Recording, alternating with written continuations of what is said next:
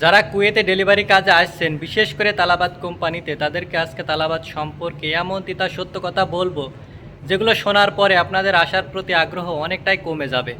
তো আমাদের কোম্পানিতে কি কি সুযোগ সুবিধা দেয়, সেই হিসাবে 1 মাস কাজ করার পরে আপনাদের কেমন বেতন আসবে এবং কত টাকা আপনারা বাসায় পাঠাতে পারবেন, সেটার একটা হিসাব দিই। তো আমি প্রতিদিন 12 থেকে 13 ঘন্টা ডিউটি করি। আর এই 12 থেকে 13 ঘন্টা ডিউটি করার পরে আমার অর্ডার হয় সর্বোচ্চ 10 থেকে 11টি। তো এইভাবে যদি আমি 1 মাস ডিউটি করি, তাহলে আমার অর্ডার হয় 300 থেকে 310টা অথবা 20টা। তো তারা আমাকে অর্ডার প্রতি দেয় 500 পয়সা করে। তো আমি যদি টোটাল 300 অর্ডার মারি, তাহলে 500 পয়সা করে দিলে আমার বেতন আসে 150 দিনার, যা বাংলা টাকায় 60,000 টাকা। তো এখন তারা করে কি, প্রথম পর্যায়ে কিন্তু তারা আমাদের অর্ডার প্রতি 100 পয়সার তেল দিত। মানে 10টা অর্ডার মারলে 1 দিনার তেল দিত, মানে 300 অর্ডারে 30 টাকার তেল দিত। এইটা তারা 6 মাস করেছে, কিন্তু এখন তারা বলছে এইটা তারা আর দিবে না। মানে 6 মাস পর্যন্ত নাকি তাদের চুক্তি ছিল, এখন সেই চুক্তি বাতিল হয়ে গেছে। এখন নতুন নিয়ম করেছে যে তেলের টাকা কোম্পানি বহন করবে না, এটা সম্পূর্ণ আপনার ভেতর থেকে কেটে নেবে।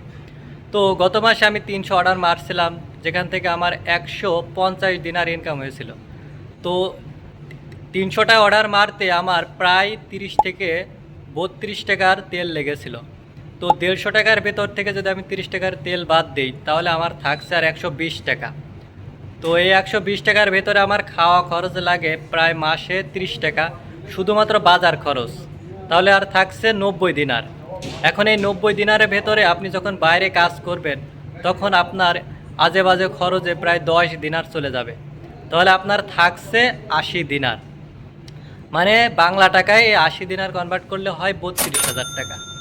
তাহলে এখন চিন্তা করুন যে 1 মাস কাজ করার পরে আপনার বেতন থাকছে 32,000 টাকা।